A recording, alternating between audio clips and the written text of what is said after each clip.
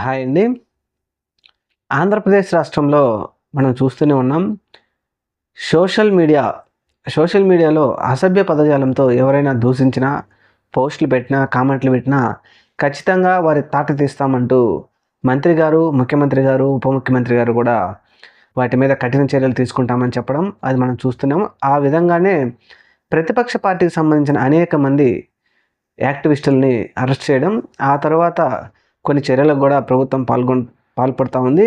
ముఖ్యంగా మహిళల్ని కూడా చూడకుండా చాలామందిని అరెస్టులు చేసి వారికి 41 కింద నోటీసులు ఇవ్వకుండా వారిని అనేక విధాలుగా రోజుల పాటు వారిని తిప్పడము, ఆ తర్వాత వారిని థర్డ్ డిగ్రీ ఉపయోగించి ఆ తర్వాత 2, 3 రోజుల తర్వాత వారిని ఆ వీడియోలు తీసి పై వారికి పంపించడం, వాళ్ళు సాటిస్ఫై అయితే అప్పుడు వీరి మీద కేసులు పెట్టి కోర్టులో హాజరుస్తున్నారని చెప్పేసి ఒక ఆరోపణ అయితే వైఎస్ఆర్సీపీ పార్టీ వాళ్ళు చేస్తూ ఉన్నారు. నిజంగా కూడా చాలామంది చెప్పేదాని ప్రకారం కూడా అదే జరుగుతూ ఉంది. తల్లిదండ్రులు అరెస్ట్ చేసిన వాళ్ళ తల్లిదండ్రులు కూడా హైకోర్టులో హెబియస్ కార్పస్ పిటిషన్ వేశారంటే దానికి అర్థం కూడా మనం అర్థం చేసుకోవచ్చు. అయితే ఒక విధంగా రూట్ మారుతుందేమో అనే విధంగా అర్థమవుతూ ఉంది. అదేంటి అంటే ముందుగా సోషల్ మీడియా యాక్టివిస్టులందరినీ వారి మీద ఉక్కుపాదం మోపుతూ వస్తుంది ప్రభుత్వం. సరే అసభ్య పదజాలంతో ఎవరు దూషించినప్పటికీ అందరినీ శిక్షలు తీసుకోవాల్సిందే, ఎవరైనా చట్టరీత్యా వారి మీద చర్యలు తీసుకోవాల్సిందే అని మనం పదే పదే చెప్తా ఉన్నాం. అయితే ఇక్కడ ఒకటి గమనించాల్సింది ఏంటంటే ఓన్లీ తెలుగుదేశం పార్టీ వారి మీద అసభ్య పదజాలంతో దూషించినా, వారి మీద కామెంట్ పెట్టిన వారి మీద చర్యలు ఉన్నాయి. కానీ వైఎస్ఆర్సీపీ పార్టీ మీద దూషించిన వారి మీద పోస్టులు పెట్టిన, కామెంట్లు పెట్టిన వారి మీద ఎటువంటి చర్యలు లేవని చెప్పేసి వాళ్ళైతే ఇప్పటికీ మొత్తుకుంటూ ఉన్నారు. సరే అది పక్కన పెడితే వీరి తర్వాత సినిమా డైరెక్టర్లు సినిమా వాళ్ళ మీదకి వెళ్ళారు. అలాగే ఒక ఈయన కావచ్చు, ఎవరు రామ్ గోపాల్ వర్మ అనుకుంటా. సరే రామ్ గోపాల్ వర్మ చేసిందే ఒక తప్పే. ఆయన ఏదో పవన్ కళ్యాణ్ గారిని, లోకేష్ గారిని, ముఖ్యమంత్రి గారిని వారి ఫోటోలు పెట్టి ఏదో ఒక జంతువుల ఫోటోలు ఏదో పెట్టి ఒక కార్టూన్ అయితే వేసినట్టున్నారు. అది తప్పే, అది ఎవరో మనం సమర్థించం. ఆయన అదొక్కటి చేస్తే తెలుగుదేశం పార్టీ వారు జగన్మోహన్ రెడ్డి గారు వారి ఫ్యామిలీ మీద కొన్ని వందలు వేలు చేశారు. సరే వారినే మనాలి. అలాగే పోసాని కృష్ణమురళి గారి మీద కూడా ఇష్టం వచ్చినట్టు కేసులు పెడతా ఉన్నారు. అది అయిపోయిన తర్వాత ఇప్పుడు మళ్ళీ ఎమ్మెల్యేలు, ముఖ్యంగా వైఎస్ఆర్సీపీ ఎమ్మెల్యే తాటిపత్రి చంద్రశేఖర్ గారు ఈ మధ్య లోకేష్ గారిని ఆయన మీద ఒక ఆరోపణ అయితే చేశారు.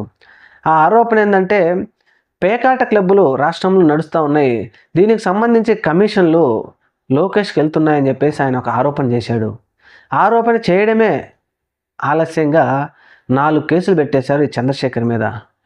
అంటే మేమేం చేసినా, మేమేం మాట్లాడినా పర్వాలేదు, మమ్మల్ని ఎవరు ప్రశ్నించకూడదు. తాటిపత్రి చంద్రశేఖర్ ఒక ఆరోపణ చేసిండ్రు. మరి అప్పుడు లోకేష్ గారు కానీ, చంద్రబాబు నాయుడు గారు కానీ, కళ్యాణ్ గారు కానీ ఏ విధమైన ఆరోపణలు చేశారు? అసలు లోకేష్ అయితే విపరీతమైన ఆరోపణలు చేసినాడు. పవన్ కళ్యాణ్ గారు అయితే 32,000 మంది అమ్మాయిలను ఉమెన్ క్రాఫ్టింగ్ గురి చేయించాడు జగన్మోహన్ రెడ్డి అనే విధంగా అనేక విధాలుగా మాట్లాడారు. ముఖ్యమంత్రి గారు అయితే నీ అమ్మ మొగుడుదా, నీ అబ్బ మొగుడుదా అంటూ, ఈయనైతే కొడకల్లారా అంటూ అనేక విధాలుగా మరి ఆయనను మాట్లాడి ఆయన మీద ఆరోపణలు చేసి, లేకపోతే సైకో అని రకరకాలుగా జగన్మోహన్ రెడ్డి గారి మీద ఆరోపణలు చేశారు. మరి ఈ ఆరోపణల మీద అప్పట్లో జగన్మోహన్ రెడ్డి గారు అయితే పెద్దగా సరే ఎవరో ఒకటి అరా పట్టాభి అట్లాంటి వాళ్ళ మీద ఏదో చర్యలు తీసుకున్నారేమో కానీ మిగతా వాళ్ళ మీద అయితే ఆయన అయితే పెద్దగా పట్టించుకోలేదు.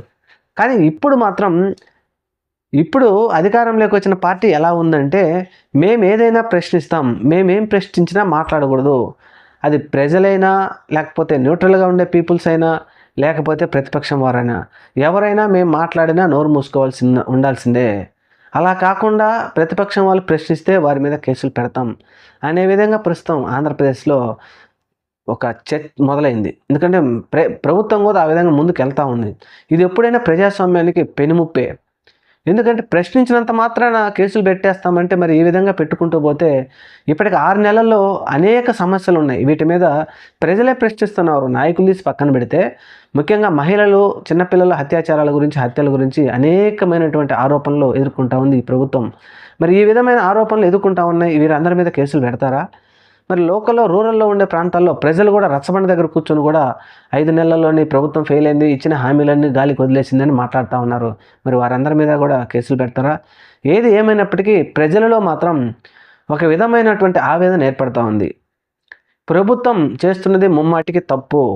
ప్రజలకు ఇచ్చిన హామీలను నెరవేర్చకుండా ఈ హామీలు నెరవేర్చండి అని అడిగిన వారిని మీద మాత్రం కేసులు పెడతా ఉంది.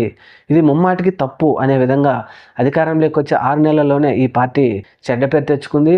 మరి ఇప్పటికే కేసులు పెడతా ఉన్నారు ఎమ్మెల్యేల మీద. మరి రాబోయే రోజుల్లో ఇంకా ఎవరి మీద కేసులు పెట్టి వారి మీద ఎటువంటి చర్యలు తీసుకుంటారో చూద్దాం. Thank you. మన ఛానల్ని తప్పకుండా సబ్స్క్రైబ్ చేయండి. Thank you.